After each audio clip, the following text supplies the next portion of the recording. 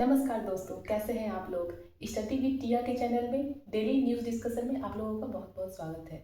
ये हर दिन यहाँ पे हम न्यूज़ डिस्कशन करते हैं, जिसमें हम उसका बैकग्राउंड भी देखते हैं और वो न्यूज़ में क्यों है ये भी बहुत डिटेल में समझते हैं। अगर आप देश दुनिया से अवेयर होना चाहते हो, देश दुनिया के बारे में जानना चाहते हो, तो आप हर दिन ये वीडियो देख के समझ सकते हो, अपडेट हो सकते हो दुनिया से। हाँ, अगर आप कॉम्पिटिटिव एग्जाम का तैयारी कर रहे हो तो उसके लिए भी ये बहुत ही फायदेमंद होगा आपके लिए, क्योंकि हम न्यूज़ के साथ साथ उसका बैकग्राउंड और जो एग्जाम में जिस तरीके का आ सकता है वो डिस्कस करते हैं। आज हम 4-5 क्वेश्चन भी देखेंगे जिस तरीके से एग्जाम में पूछा जा सकता है कोई भी कॉम्पिटिटिव एग्जाम में। तो आइए हम न्यूज़ डिस्कशन शुरू करते हैं। जैसे पहला न्यूज़ हम आज डिस्कस करेंगे मॉरिशस के बारे में। मॉरिशस जो पहले देखते हैं मॉरिशस कहाँ है। ये हमारा इंडिया है। इंडिया के अरेबियन सी के साइड में क्या है, लक्षद्वीप। लक्षद्वीप के नीचे में मालदीव है, मालदीव के नीचे में मॉरिशस है। मॉरिशस का एक और जो आइसलैंड है जिसका नाम है चागो आर्गिपिलाजो। अब मॉरिशस के इधर इस साइड में अफ्रीका का मेडागास्कर है। तो इस तरीके से आप मैप भी देख सकते हो। तो अब ये न्यूज़ में क्यों था, मॉरिशस पहले समझ में आ गया कहाँ पे है, अरेबियन सी में, मालदीव के नीचे में है। अब ये नेशनल डे था मॉरिशस का, उसमें एज अ चीफ गेस्ट हमारे प्राइम मिनिस्टर को इनवाइट किया गया था। नेशनल डे क्यों था, क्योंकि जैसे हमारा इंडिया जो था वो ब्रिटिश के अंदर में था 1947 तक से पहले तक, फिर हमें आज़ादी 1947 में मिल गया। उसी तरह जो मॉरिशस है उसको आज़ादी मिली 1968 में, पर वो दिन था 12 मार्च का दिन। 12 मार्च का दिन था 1968 में, तो ये अपना नेशनल डे मनाते हैं। उसी दिन हमारा रिपब्लिक डे कब होता है, 26 जनवरी को, पर उनका 12 मार्च को ही रिपब्लिक डे भी होता है जो 1991 में शुरू हुआ। तो रिपब्लिक डे और इंडिपेंडेंस डे उनका सेम डे होता है और वो national day as a celebrate करते हैं और चीफ गेस्ट के तौर पे हमारे प्राइम मिनिस्टर को इनवाइट किया गया था। तो ये याद रखना है। दूसरा है INS इम्फाल, नेवल एक्सरसाइज। जैसे हम लोग झांकियाँ निकालते हैं रिपब्लिक डे में, वहाँ भी कार्यक्रम होती है, तो वो इंडियन ओशियन के अंदर में INS इम्फाल पार्टिसिपेट किए थे, जो उनका कार्यक्रम चल रहा था। डियागो ग्रेसिया क्यों न्यूज़ में है, क्योंकि जो चाकोस आर्किपिलाजो जिसका मॉरिशस का ये आइसलैंड है, इसका एक और छोटा सा आइसलैंड मतलब बहुत छोटा छोटा सा पार्ट होता है, तो एक और छोटा सा पार्ट जिसका नाम है डियागो ग्रेसिया, ये USA 99 ईयर के लिए लीज पे लिया हुआ है। पहले जो चागोस आर्किपिलाजो था वो UK के अंदर में था, ब्रिटिश के अंदर में। बाद में उससे इसे आज़ाद करा लिया गया, जिसमें इंडिया भी पार्ट बोले थे कि हाँ नहीं, इसे मॉरिशस का पार्ट होना चाहिए। मॉरिशस का कैपिटल आप बताना, बहुत छोटा सा कैपिटल है, आप बताना क्या है। अब यहाँ पे जो इनवाइट किए गए थे प्राइम मिनिस्टर को नेशनल डे में, वो उनको वहाँ अवार्ड दिया गया। हर जगह बहुत जगह जब जाते हैं हमारे प्राइम मिनिस्टर, उन्हें अवार्ड दिया जाता है। अवार्ड दिया जाता है, आप आर्टिकल 18 के हिसाब से बोलोगे कि अवार्ड तो ऐसे नहीं ले सकते बिना प्रेसिडेंट के परमिशन के। नहीं, ये अवार्ड किसी इंसान को नहीं मिल रहा है, ये अवार्ड इंडिया को मिल रहा है, मतलब कंट्री को मिल रहा है, कंट्री को अवार्ड मिल रहा है, तो हमें ये इसके लिए हमें खुश होना चाहिए। ये आर्टिकल 18 के अंदर में नहीं आता है। तो देखो इसमें कि इस अवार्ड का नाम क्या है, grand commander of the order of the star and की ऑफ द इंडियन ओशियन। इस बहुत बड़ा नाम है, की ऑफ द इंडियन ओशियन। इन्हें ये अवार्ड मिला वहाँ पे मॉरिशस में। तो ये है कुछ फैक्चुअल बातें जो आप एग्जाम के लिए याद रख सकते हो। अब देखते हैं दोनों के बीच में ट्रेड रिलेशन के बारे में, थोड़ा रिलेशन देखते हैं मॉरिशस और इंडिया का रिलेशन का क्या है। अभी जब गए थे वहाँ हमारे as a chief guest prime minister, वहाँ पे कहा गया कि वो जो है वो 500 जो उनका सिविल सर्वेंट है, उन्हें इंडिया में ट्रेन किया जाएगा, उन्हें इंडिया में ट्रेन किया जाएगा। और 500 बिलियन का यहाँ पे 500 मिलियन का ट्रेड भी होगा। तो ये ट्रेड के हिसाब से 500 याद रखना, 500 मिलियन का ट्रेड के बारे में बात कही गई और 500 सिविल सर्वेंट को यहाँ ट्रेन किया जाएगा इंडिया में, ये बात हुआ। और कल्चर और पीपल टू पीपल कांटेक्ट भी बढ़ेगा। कल्चर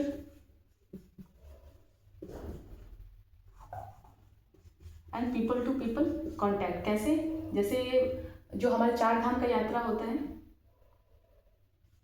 चार धाम का यात्रा के थ्रू कनेक्टिविटी मॉरिशस से इंडिया में लाया जाएगा, जिससे वहाँ जो लोग रहते हैं, अगर वहाँ 100 लोग रह रहे हैं तो 68% वहाँ इंडिया रहता है। हमारा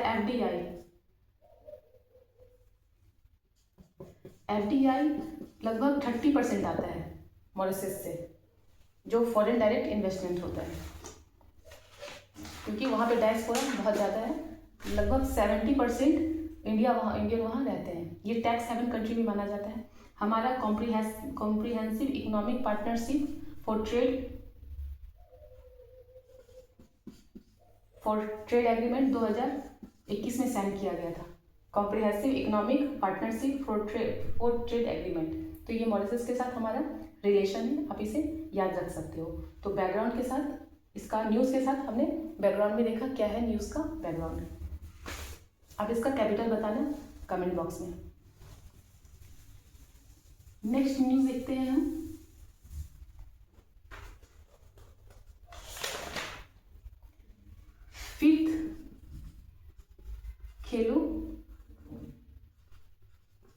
फिफ्थ खेलो इंडिया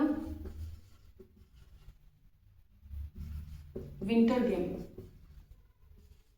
ये कहाँ ऑर्गेनाइज किया गया था? अगर ऐसा कहा जाए फिफ्थ खेलो इंडिया जो गेम है वो कहाँ ऑर्गेनाइज किया गया था? ये जम्मू एंड कश्मीर में, जिसका नाम है गुलमर्ग। कहाँ पे किया गया? जिस जगह पे गुलमर्ग।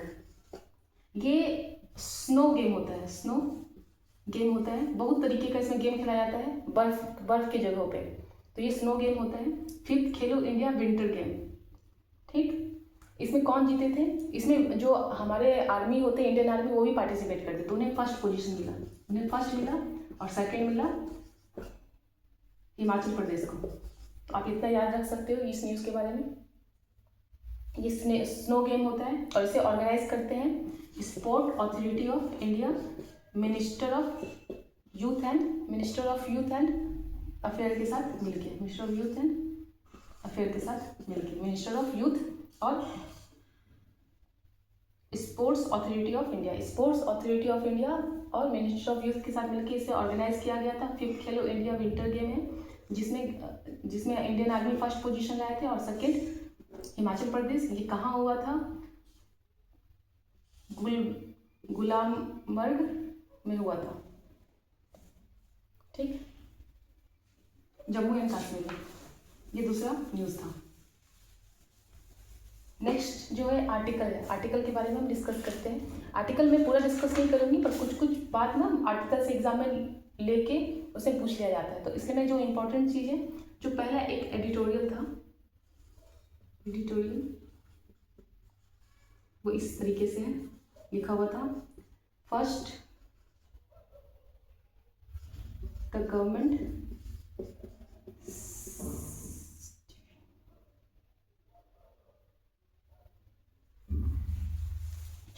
ऑनलाइन गेमिंग सेक्टर के बारे में, ऑनलाइन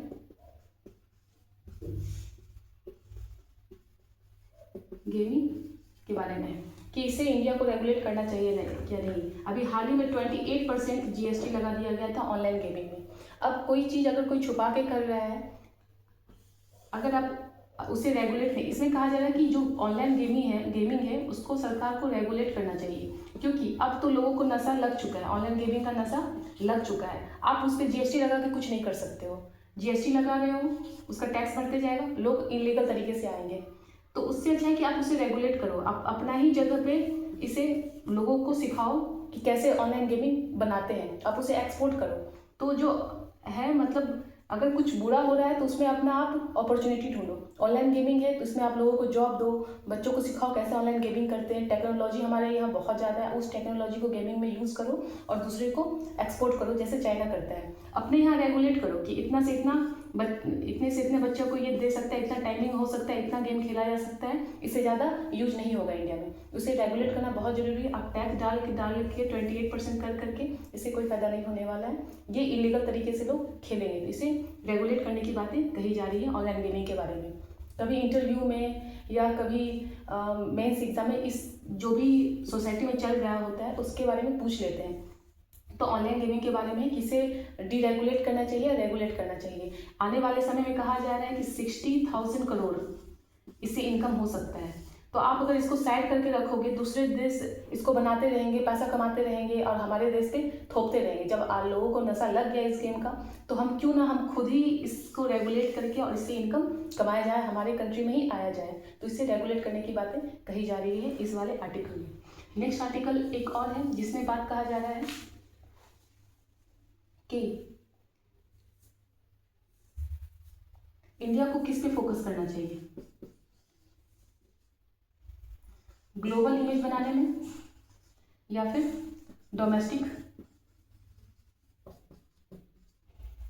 डोमेस्टिक जो हमारा एजुकेशन है, हेल्थ है, लोग एम्प्लॉयमेंट है, उस बारे में सोचना चाहिए। हम ग्लोबल एकदम सब कुछ में आगे रहे, चलो हम सैटेलाइट बना दिए, हम इस पे चले गए, उस पे चले गए, ठीक है, पर जो हमारा डोमेस्टिक चीज़ है, आर्टिकल में ये कहा जा रहा है, हेल्थ हो गया, एजुकेशन हो गया, एम्प्लॉयमेंट,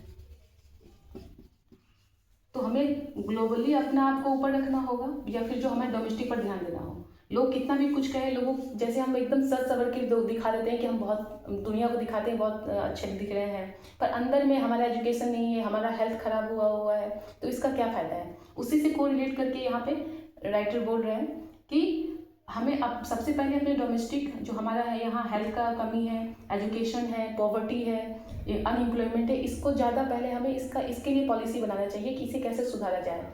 फिर जब हम इंटरनेशनली ग्लोबली अपने आप को ले करके आते हैं हर चीज़ में, सैटेलाइट में, टेक्नोलॉजी में, कम्युनिकेशन में, तब हम ज़्यादा अच्छा स्ट्रक्चर बनेगा हमारी कंट्री का। तो ये कहा जा रहा है कि पहले पॉलिसी इस पे बनाना चाहिए, खर्च इस पे ज़्यादा होना चाहिए ताकि लोग भी खुश रहें और हर चीज़ को समझ पाए और हमारा इंडिया ग्लोबली सबसे ज़्यादा ऊपर में दिखे। तो ये नेक्स्ट है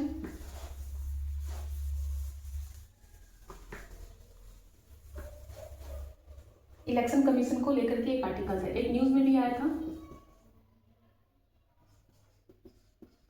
इलेक्शन कमीशन कौन से आर्टिकल में आता है, 324 से लेकर 329 में। ये कॉन्स्टिट्यूशनल बॉडी है।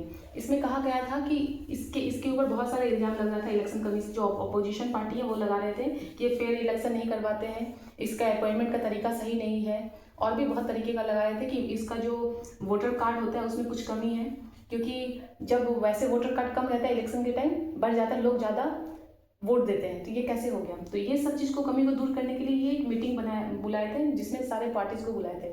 उसमें कहे थे कि चलो अब हम डिस्कस करते हैं मिल करके, क्या क्या डिस्कस करेंगे वो, कार्ड को कैसे, वोटर कार्ड को कैसे रेगुलेट किया जाए, ईवीएम जो मशीन होता है उसको कैसे रेगुलेट करें, फिर जो हेड स्पीच होता है उसके अंदर में वो उसको ठीक करना है, कैंपेन जो चलता है इलेक्शन के टाइम कैंपेन चलाता है, रिलीजियस बोलते हैं कि हिंदू को दो, मुस्लिम को दो, ये भी नहीं होना चाहिए। और फ्री बीज जैसे कंप्यूटर बांट देते हैं, लैपटॉप बांट देते हैं, मोबाइल बांट देते हैं इलेक्शन के टाइम में, इसको भी रेगुलेट करना पड़ेगा। और अपॉइंटमेंट को लेकर के, जो अपॉइंटमेंट में कौन कौन लोग होते हैं, तो उसमें भी कहा है सुप्रीम कोर्ट के भी एक मतलब जो भी सुप्रीम कोर्ट के जज होते हैं उन्हें भी शामिल होना चाहिए। तो ये आर्टिकल है इसके बारे में। एक और आर्टिकल दिया हुआ था रसिया यूक्रेन के बारे में। अभी 30 दिन का सीज फायर के बारे में बात कहा गया था, रसिया और यूक्रेन का जो लड़ाई चल रहा है 3 दिनों से। इसमें आर्टिकल ये कहा गया था, ये कहाँ होना है शांति का वार्ता, शांति का एग्रीमेंट, तो ये होना है सऊदी अरब में, सऊदी अरबिया में होना है ये।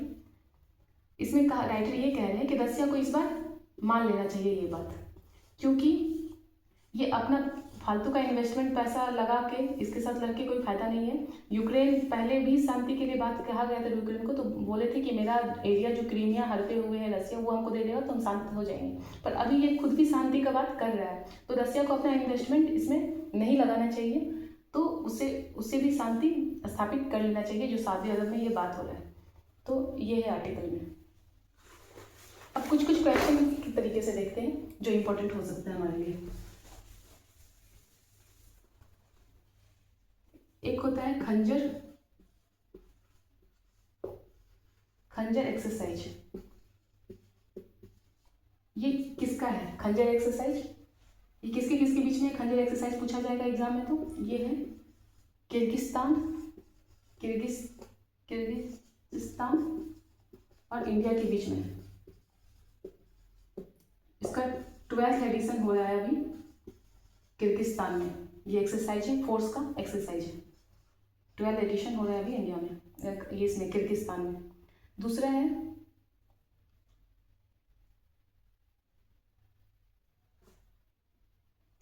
ट्रेड